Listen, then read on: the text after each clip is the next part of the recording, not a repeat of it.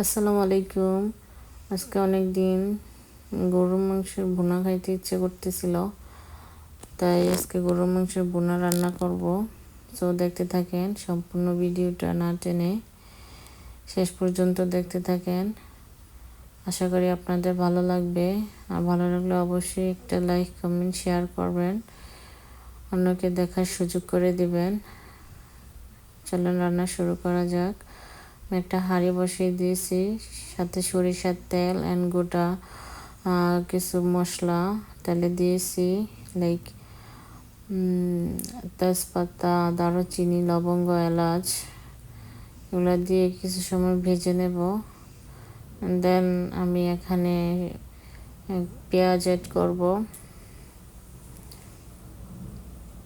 আজকে আমি হাতে মেখে রান্না করব না, আমি আজকে সম্পূর্ণ মশলা কষে ভুনা করব, যেহেতু কষাইব আগে মশলাগুলা।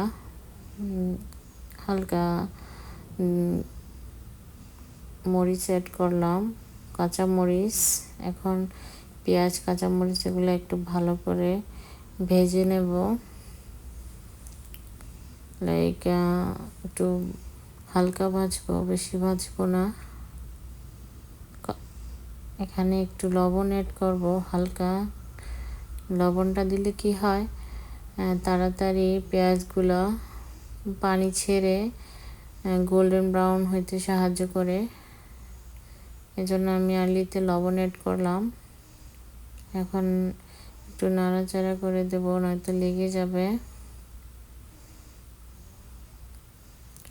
আর গরুর মাংস বোনাতে কিন্তু যে কোনো বোনাতেই তরকারির আপনার মশলাটা যত বেশি বোনা হবে, 2-3 বার পানি দিয়ে বোনা হবে, ততই আপনার মাংস তরকারির টেস্ট অনেক ভালো আসবে। গোল্ডেন ব্রাউন হয়ে গেছে। এখন আমি কিছু আদা বাটা, রসুন বাটা দিয়ে দেব, অ্যান্ড কিছু টমেটো কুচি দিয়ে দেব, আরও কিছু পেঁয়াজ অ্যাড করে দিলাম। এখন এগুলো ভালো করে ভেজে নেব,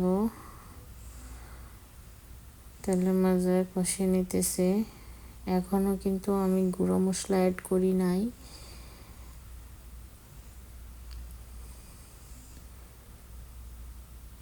টমেটো দেওয়ার কারণে এখন কিছু পানি ছাড়বে। আমি একটু পানি দিয়ে দিছি, যেহেতু এখন গুঁড়ো মশলাগুলা ব্যবহার করব, নয়তো পুড়ে যাবে।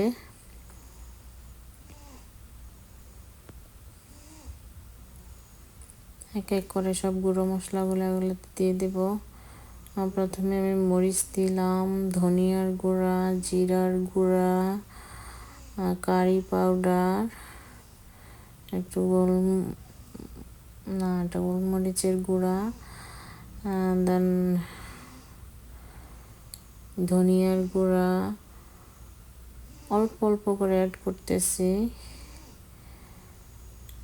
এগুলো একটু নাড়াচাড়া করে সম্পূর্ণ মশলাটা মিক্স করে নিব।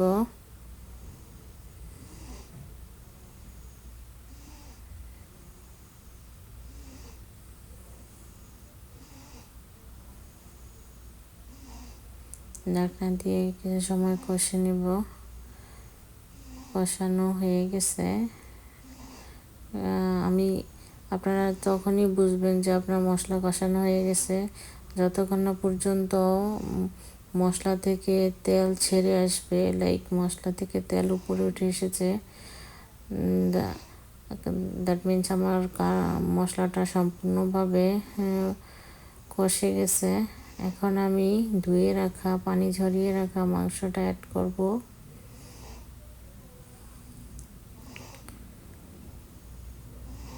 মাংসটা অ্যাড করে দিলাম। এখন ভালো করে এটা মিক্স করে নেব মশলার সাথে। এখন আস্তে আস্তে মিক্স করে কষিয়ে নেব।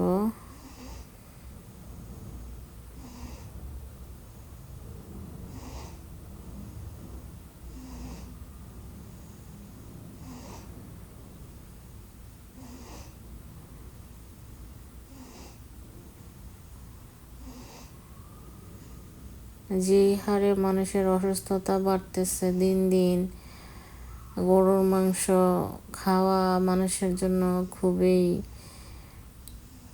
আনহেলদি হয়ে যাচ্ছে।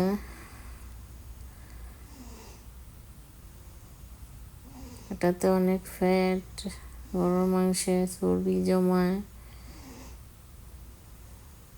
যাই হোক, তারপরও আমরা খাই, কি করব, ইচ্ছে করে খাইতে। তো এখন কিছু সময় রান্না করার পর মাংসের গায়ে থেকে পানি বের হয়েছে। এখন আমি আরো কিছু সময় রান্না করব। লেগেটা আজকে ভুনা করব। এই পর্যায়ে এসে আমি এখন টক দই অ্যাড করতেছি। টক দই দেওয়ার কারণে আরো একটু পানি উঠবে, পানি ছাড়বে।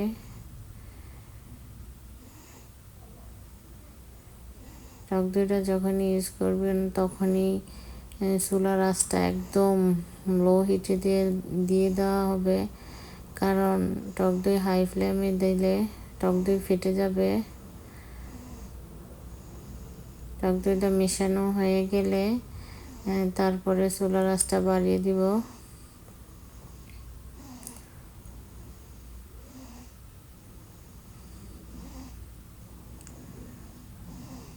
টক দই মেশানো হয়ে গেছে, এখন ঢাকনা দিয়ে ঢেকে দেব কিছু সময়ের জন্য।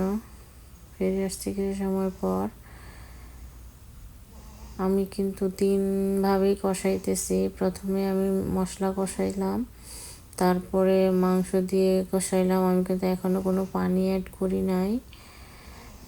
মাংস দিয়ে কষানোর পরে দেন টক দই দিয়ে আবারও কষাইতেছি। যেহেতু আজকে কষা মাংস খাবো, ভুনা, এই জন্য যত মানে কষানো হবে বারবার, ততই মাংসের টেস্ট। আমার মাংস তৈরি। সো কষা মাংস রেডি। লুকস ইয়াম্মি, টেস্ট অনেক গুড হয়েছে। সো ধন্যবাদ সবাইকে ভিডিওটা দেখার জন্য। আল্লাহ হাফেজ।